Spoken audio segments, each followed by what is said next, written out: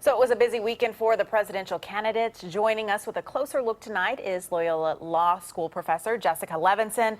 And we'll start with the incumbent President Donald Trump. He is on his way to the UK for another visit tonight. What is the significance of the alleged nasty comment made about Duchess Meghan Markle? Well, I think it has a lot of political significance and probably very little policy policy consequence. So I think what's happening here is we see that President Trump does not always get a warm welcome on the world stage. And he's engaged in this kind of tit for tat, ad hominem attack against Meghan Markle, saying that she's nasty, then saying, I never said that, they should take that back, and then kind of having them roll back the tape and have to show that, in fact, he did say that. So in terms of how will he be received by leadership, I think very politely. I don't think that this will come up in his higher level meetings, but I think that there's obviously, and you can see this also from comments by the mayor of London, there's a great deal of animosity towards our president. And the Democratic convention wrapped up today. The big moment was probably one of the candidates getting booed off the stage. What do you think about that? Well, I think that what it shows is that California is obviously a progressive state, and the delegates who come to the California convention are, I think, to the left of California. And so what we see here is a group that's not necessarily representative of the California electorate.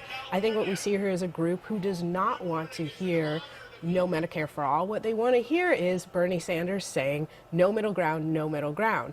Now, I think that for many other people, they want the person who is about to be auditioning to be the leader of our country, who will be ruling over or leading a divided government, to understand that there has to be a middle ground on all issues. Okay, now we're moving on to Joe Biden. He also took some heat for not being there. Senator Bernie Sanders called him out. Was that a good idea for Senator Sanders? And why do you think Biden was a no-show? I think Biden didn't come because there's absolutely nothing to gain from coming. The only thing that he could do was misstep. So he is the front runner.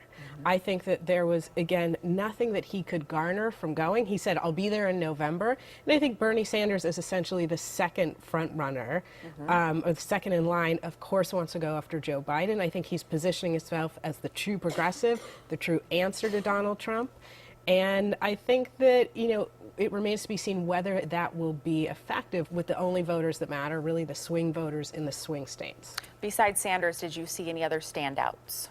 Well, I think that there was a lot of reception to Elizabeth Warren, to what she had to say. She always says, I have a plan for that. And obviously a lot of eyes were on Senator Kamala Harris. She's the hometown senator, and she said, because she has to, I'm not taking California for granted. I think she's in a position where she wishes she could take California for granted. But everybody came. They had 5 to 7 minutes for my big idea. And I think that what we saw is a lot of energy. I don't think that we saw a breakout moment for anyone except potentially the protester who took the microphone from Senator Harris. Okay. Thank you so much, Professor, for stopping by. We appreciate it.